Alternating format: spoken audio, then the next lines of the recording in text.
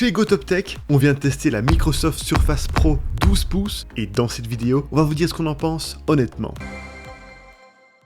Et si ce produit vous intéresse, sachez qu'on a mis son lien avec son meilleur prix juste en dessous de la vidéo. Dans l'emballage, on trouve la tablette, un câble USB-C et le mode d'emploi. Les dimensions de la Surface Pro sont imposantes, 27,4 cm de haut pour 19 cm de large. Elle est par contre relativement fine avec son épaisseur de 7,8 mm. L'écran mesure quant à lui 12 pouces et est entouré de bordures de 1 cm. La structure est un monobloc fabriqué en alliage d'aluminium. En main, la tablette dégage une réelle sensation de solidité et les finitions sont très jolies. Par contre, avec son poids de 686 grammes et ses larges dimensions, il n'est pas pratique de la tenir longuement d'une seule main. Sur sa tranche droite, on retrouve les boutons de volume et d'alimentation. La tranche gauche présente quant à elle une surface magnétique pour fixer le clavier. Du côté de la tranche inférieure, il y a deux entrées USB-C, tandis que la tranche supérieure offre une surface pour fixer le stylet.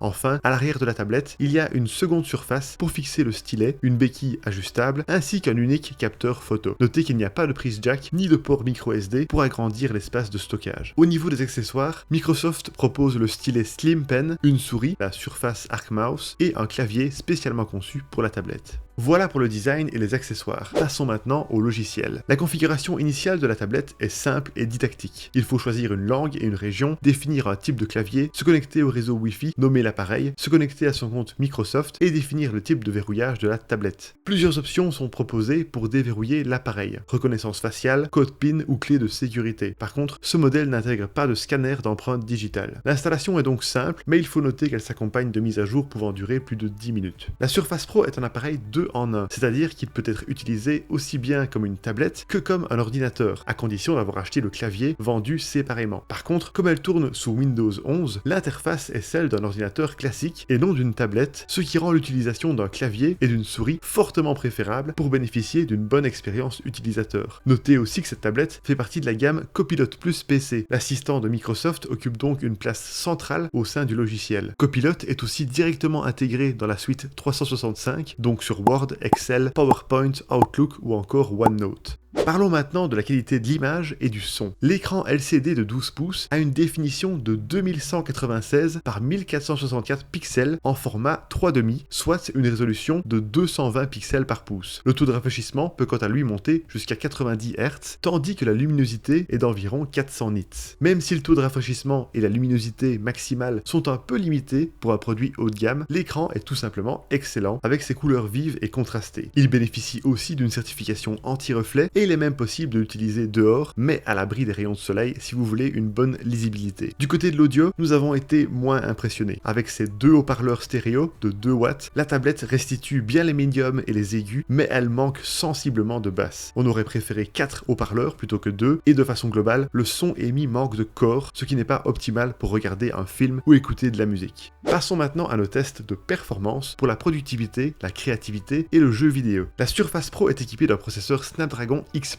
Ce processeur a 8 cœurs cadencés jusqu'à 3,4 GHz et couplé à un GPU Adreno. On retrouve également un NPU Hexagon offrant 45 000 milliards d'opérations par seconde dédiées aux fonctionnalités d'intelligence artificielle de Copilot. L'ensemble est épaulé par 16 Go de RAM et 256 Go de stockage interne. Pour évaluer les performances de la tablette, nous avons utilisé le logiciel Geekbench 6. Les résultats indiquent environ 2130 points en monocœur, par exemple pour ouvrir une application, et 5810 points en multicœur, par exemple pour exécuter plusieurs programmes simultanément. Globalement, la tablette s'est montrée très fluide durant nos tests. Nous n'avons constaté aucun ralentissement, que ce soit en utilisation monotâche ou multitâche. Par contre, l'interface Windows 11 n'offre pas une expérience utilisateur optimale pour une utilisation sur tablette selon nous. Les applications ne sont pas facilement accessibles et la suite 365 est quasiment inutilisable sans un clavier et une souris. Le clavier Microsoft, achetable en option et fourni avec un stylet, est heureusement d'excellente qualité. Il peut être replié à l'arrière de la tablette, ce qui est particulièrement pratique pour alterner entre une utilisation tablette et PC. Globalement, il offre un bon confort d'écriture. Le stylet est également performant. Avec ses 4096 niveaux de pression, il permet d'effectuer des traits assez précis et des dessins élaborés. Il se recharge magnétiquement sur la tablette, ce qui est pratique. Lors de nos tests, nous avons constaté que le stylet réagissait bien à nos différentes actions. De plus, l'application Paint intègre désormais de l'intelligence artificielle avec notamment un générateur d'autocollants et l'outil Co-Creator qui permet de transformer un simple croquis fait à la main en dessin élaboré. Par contre, le générateur d'images nécessite un abonnement à Microsoft 365 et l'outil d'effacement d'objets ou de personnes sur une photo nous a paru peu performant. L'application OneNote permet quant à elle de prendre des notes avec le stylet et de les convertir en texte numérique. Il est aussi possible d'annoter et de surligner dans des documents PDF importés. Au niveau des jeux vidéo, la Surface Pro se montre performante. Nous avons joué à Genshin Impact avec tous les réglages graphiques définis sur élevé sans rencontrer le moindre problème. Le jeu s'est montré particulièrement fluide et agréable à l'œil. Sur Fortnite, le constat a été identique. Le jeu est resté constamment fluide et a maintenu les 60 FPS. Par contre, il ne faut pas espérer faire tourner des jeux AAA de dernière génération. De plus, l'espace de stockage de 256 Go peut être rapidement saturé. Voilà pour les performances.